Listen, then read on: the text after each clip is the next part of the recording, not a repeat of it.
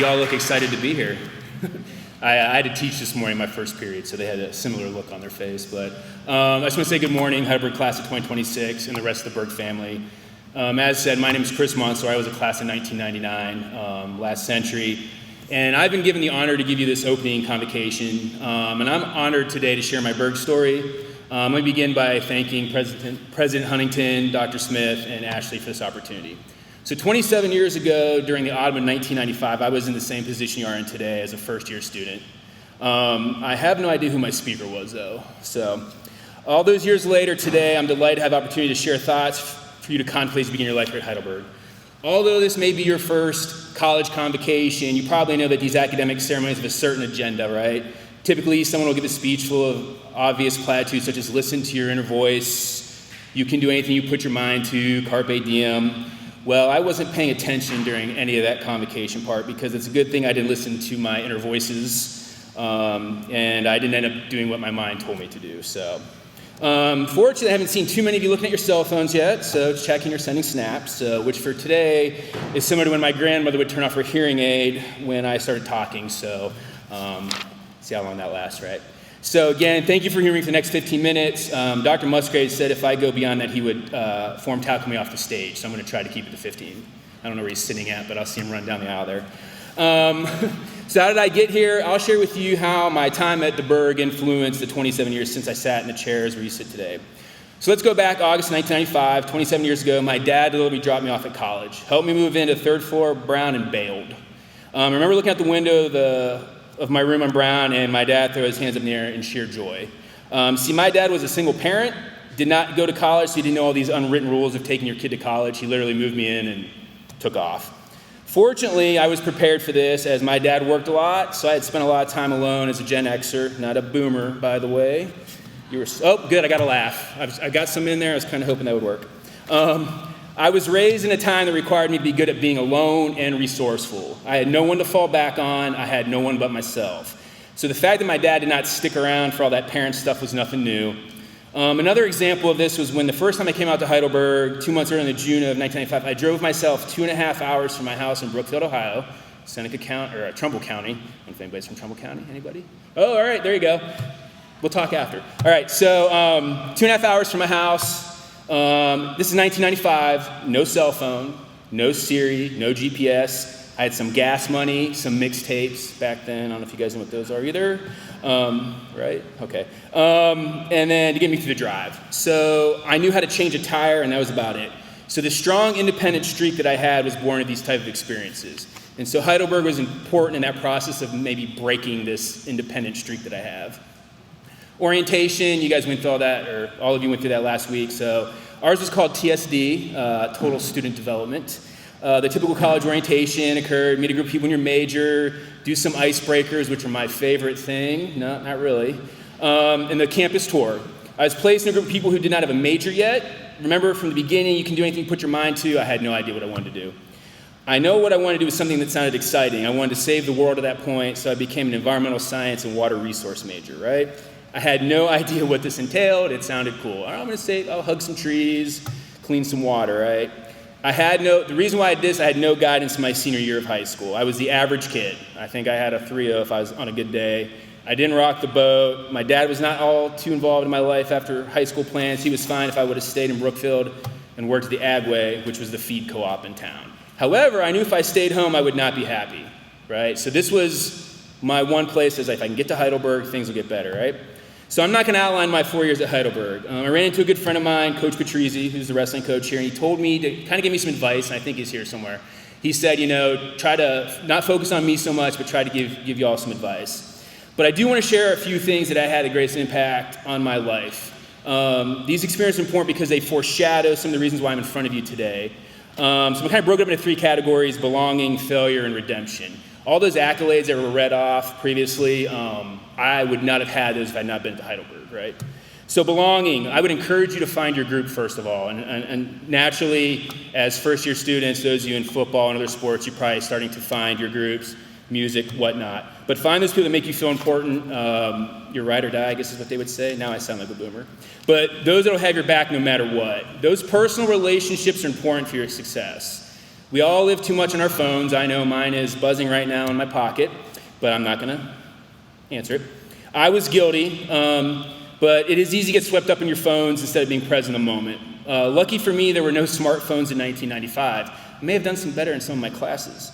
But during my first week at Berg, I made some friends in my biology courses. I had no desire to be a doctor. I enjoyed being outside and working with my hands, and I figured how hard could it be? It's just nature. Disney makes it look easy, right? But during those classes, I forged some friendships during this first week. And additionally, in the spring of 1996, I ended up pledging fraternity, and many of my classmates became my brothers and are still today. In fact, when they found out I was given this convocation, many of them sent me texts and messages congratulating me, offered me several stories I could share, and I said, some things just need to be in the past. So we'll leave it at that. Good thing there were no smartphones back then either. I had to pass, though, on sharing some of those anecdotes. So a fraternity worked for me in 1996. It may not work for you in 2022. But I think for you to truly enjoy your time here at Heidelberg, you have to find your group, those people that get you and understand you and will support you when times get rough, whether it's athletics, music, theater, religious groups, whatnot. I found my group, and when I look back at my time at Heidelberg, all of my best memories are with the group that I spent 4 years with. So the people probably around you will probably be the same ones that will graduate with you. So Heidelberg allowed me to find my niche. So in biology, it's kind of like the term means your role. However, I can tell you this as a high school teacher for 24 years. If you choose to live through your phones and rely on social media for affirmation, you're going to be missing out on a lot of what's going on around you. Feeling connected to others is intrinsic to human happiness and far outweigh intrinsic values such as beauty, money, and status, all things we look for from our phones. So my first thing is, while you're here, find your group. Belonging is really important. Next comes failure. I do it great. I'm probably the best at failing. So that's the most important lesson I try to teach my students is how to fail and how to do it wonderfully. I see some of my former students here in class, and it's kind of, I tell them, if you're going to fail, make sure you do it looking good. This is often how I start the year when I start class. Why do I do this? Because I had many failures at my time at Heidelberg. For as many of those things that was listed on my accomplishments, I had probably 5 failures. When I was at Heidelberg, I could have failed, I could have quit, gone back home, but deep down I knew this was not the option. I failed academically in my first year at Heidelberg, at least in my mind. I was not prepared for classes. My teachers it was grade inflation. So I was not prepared for classes. I was not prepared for life with a roommate. I was an only child. Didn't go well. I did end up getting a single, though. And not prepared to I was the poor kid in my group as well. And that was probably one of the hardest things to deal with is that I thought it was normal in 1995 to go to the M and get $5 out to go to Burger King. Found out that was not. They all made fun of me. Anyways, that's another day. So I don't even know if you get $5 out now anyways. But in terms of academics, I never technically failed a class, but during that first semester, I had to withdraw from pre-calc. I was so lost to the point I did not want to go to class. I dreaded going to pre-calc. My friends offered to help, they offered to tutor, but I refused. I was independent, I had to do this on my own. I don't take help from anybody. But eventually, the professor sat me down, he says, this lone wolf mentality, you need to lose it. And so he finally said, no sense in yourself a failure, help me switch another course. He could have easily let me flounder and fail, but being a small school with small classes, he was able to see my struggles and came with a plan to salvage my GPA and my personal pride. I'm proud to say that I only withdrew from that one course. However, I earned a D+ in chemistry. Thank you, Dr. Cordell. He's not here, so it's okay. He's not here. So he may rush the stage too. But I didn't know how to study at that time, but at that time I blamed the professor, PowerPoint and whatnot. And I had a C- in field ecology. Dr. Baker's around here somewhere, which is kind of ironic because I spent most of my life in the field, right? The class was 3 hours a day. Don't do what I'm telling you to do. And we'd go on break. I wouldn't come back from break. I'd go over to Horniman, right, get lunch. Everybody else would go back to class. So, and I would not go back to break, but I blamed them. So what did all these have in common? They were all my fault. All my failures during my first year at Heidelberg were my fault, my choice. Looking back, I feel fortunate I was at a place where I could fail, and I had a support system of my friends, the belonging part, and professors that stepped in and gave me some tough love and did not pull any punches. I had an English professor, Dr. Susan Reed. When you're going into Flighter, it'll say Susan's Steps there. So if you have any classes, I don't know if they still have classes in there. But Dr. Reed would sit out there every day and talk to students. And she kind of took a liking to me. I don't know why. But she said, you can give 70% and not expect to be average. You can give 80%, get what you want. You can give 90%, be good, but you won't be great. And so it was professors like Dr. Reed, Dr. Susan Carty, who's a botany professor who lit me up one time, and Dr. Ken Baker that taught me some hard lessons that first year. that I made a choice to not study. I made the choice not to put in the time and not ask for help. I was choosing not to be great. So the next 3 years of school were filled with many good times. I was active on campus. I encourage you to take advantage of all the opportunities Heidelberg offers you. I'm not going to bore you with all the details. I wasn't all that exciting. But I can see from the number of you looking down your phones and snaps, too late. I've already lost some of you. Those last 3 years, I tried my hardest to put forth 100% because I was going to be great. Then what I thought at the time was my greatest failure of my life happened. During my senior year, as my friends were applying for grad school and applying for jobs, I was too busy working 3 jobs on campus so I could just stay on campus. I was an RA, worked at the Down Under, which no longer exists, and I was in water quality lab. Suddenly I realized I had no plan for life after Heidelberg. I owed several $1,000s, was told I was not going to graduate. That's always a great thing when you get a call from the registrar. Graduation's in a week, but you owe like $5,000, so anyways, hopefully none of that happens to you. But I owed money, I had not applied to grad school, and I was going to have to go back to my parents' house, a place I had tried to escape. I remember one night sitting on duty in King Residence Hall, and the dreaded situation washed over me. I planned out everything until this point, and then the wheels came off, train off the track. I was able to scrape up enough money, get to graduate. I applied to OU and was accepted, but I don't remember much from the graduation ceremony. I'm not one for goodbyes, so I dipped out pretty quickly. Everybody else was like getting pictures of their families. I'm like, I'm getting the heck out of here. So I loaded up my 1992 blue Honda Civic, made my way back home to Brookfield, to the place I vowed to return. So that was my failure story. Let's talk about redemption. This thing keeps, excuse me. So my redemption, I lasted home till July 4th. It was like my Independence Day, I guess, right? So moving back home was not my dad's plan. He had gotten remarried, and I was definitely not part of that equation. I was 21. It was time for me to go as the discussion went. I was working 2 jobs. I was cleaning pit latrines at a state park and a short order cook at night. So good combo there. I was at my lowest point. This was not the plan. Remember, I was going to save the world. I was going to be great, give 100%. So on July 4th, 1999, after a heated argument, I packed some clothes. I drove 2.5 hours back to Tiffin. Here's the kicker. I had nowhere to live. I was essentially homeless. So you may have seen Chris Farley's skit about living in a van down by the river, right? If not, check it out on YouTube. You can, not when I'm talking, but if you want. Mine would have been a blue Honda Civic behind the BP on the corner of Circular and East Market. If you were to step outside the gym and kind of look just right, you could probably see where I almost was going to stay. But because of the relationships I made over those 4 years, I swallowed my pride. I reached out to a fraternity brother who still lived in town, and I couch surfed. I had a place to stay, right? That's one of like Maslow's, one of those philosophy things where you got to have like shelter, right?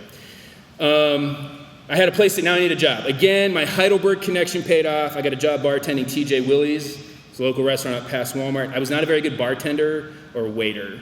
I think the manager said I had a bad attitude. Not sure why. But I did the best, and one day, serendipitously, I waited on the superintendent at Tiffin City Schools. Dr. Callahan was having lunch when I waited on her. She said, she asked me a question that was going to change my life.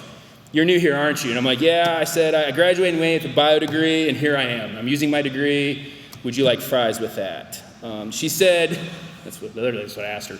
She said, you want to try teaching? And I was like, we had a science teacher resign yesterday. We need a long-term sub. Sure, how hard could it be? They're just 15-year-olds. They're no problem. Yeah. Long story short, I did a semester substitute teaching, fell in love with teaching. Granted, some of the students were only 3 years younger than me and was often mistaken for a student, but I actually felt like I was doing something important. I again reached out to Heidelberg. That's the 3rd time that I had to use one of my Heidelberg connections to see what I could do to get my certification to teach. Heidelberg did not let me down. Dr. Miller in the education department created a plan for me. I spent 2 years as a sub, and here I am now. So had I not said yes to Dr. Callahan's offer, and had Heidelberg not allowed me to complete my coursework, I would not be in front of you today.